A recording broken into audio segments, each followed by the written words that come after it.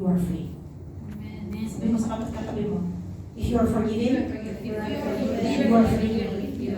Yes. Alam niyo po ba yun? You have been forgiven from your sin. Past, present, future. Alam niyo po ba yun? Yeah. What else? We have been made righteous or justified in the eyes of God. Katulad ng picture kanina, pagtingin sa atin ng Panginoon, hindi ka na makasalanan ng tao. You could be the worst of sinners. But when you come to Christ, when you receive Jesus, you are no longer seen as an evil person by God. You have been made righteous dahil sa perfection ni Kristo. Amen. Alam niyo po ba, buong buhay ko, kasi ako po panganay, di ba? Sino po sa inyo mga panganay dyan? Me! Ayan. Sino pong nakakaalam, I'm sure na yung mga panganay, you know the pressure to be perfect. Yes. Why? Kasi kung may kapatid ka, yung kapatid mo, tinitingnan nila. Pina-follow ka, sabi ng parents mo, dapat mag-ano ka pa, tapos mag-sacrifice ka for them, for life. And then you realize na kahit na anong effort mo, Wala pa din. kulang pa rin, diba?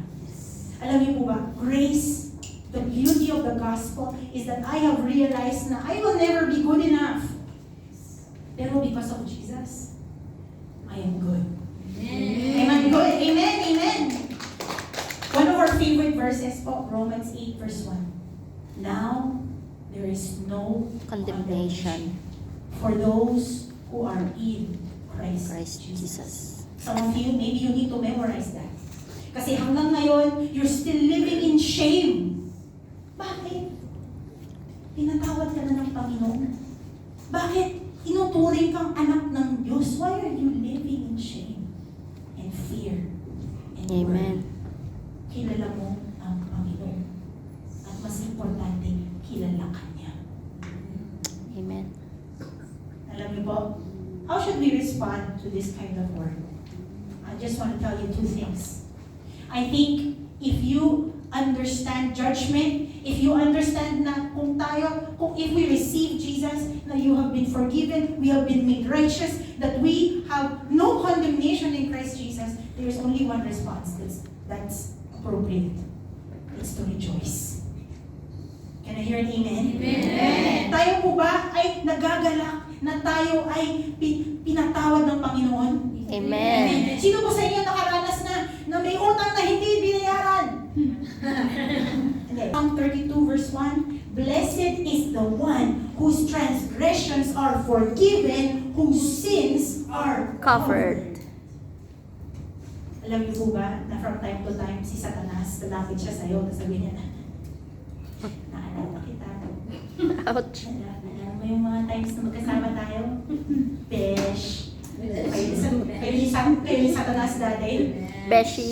Pero guys, ngayon na ikay isang anak na ng Diyos, guys, wala na siyang karapatan sa'yo.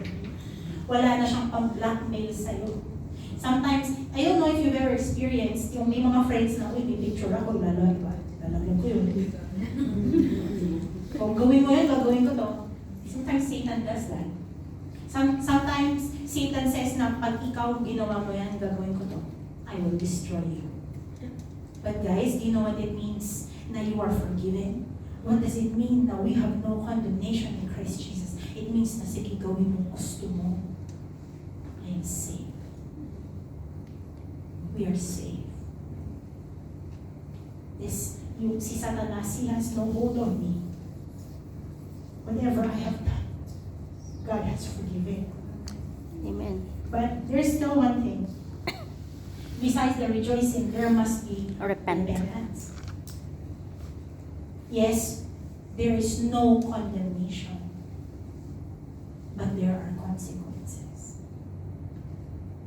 Pag tayo nanatili sa kasalanan, may kaligayahan ba? No.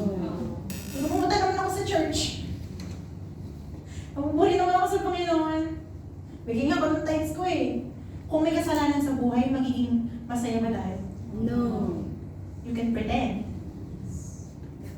You can try to serve God. Gawin mo yung mga sinasabi sa'yo sa church. Pero as long as there's sin in your life that you don't repent from, there is a stronghold. Kindness of God. Alam niyo pa sabi ng Romans 3:4, God's kindness is intended to lead you to repentance. So, tumatawag ko sa inyo, today is the day. Repent from hidden sin.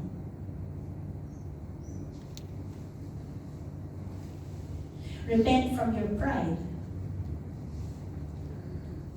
Repent from the unforgiveness in your heart.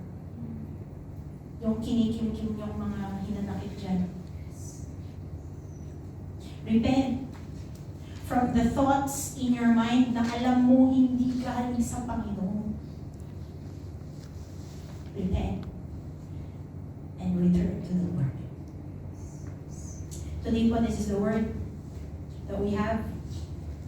I pray po na i-receive po natin. Remember, saved from judgment means you have been forgiven. When we fall into sin, if we confess to the Lord, He is faithful to forgive. Amen. Amen. Can we, ano po,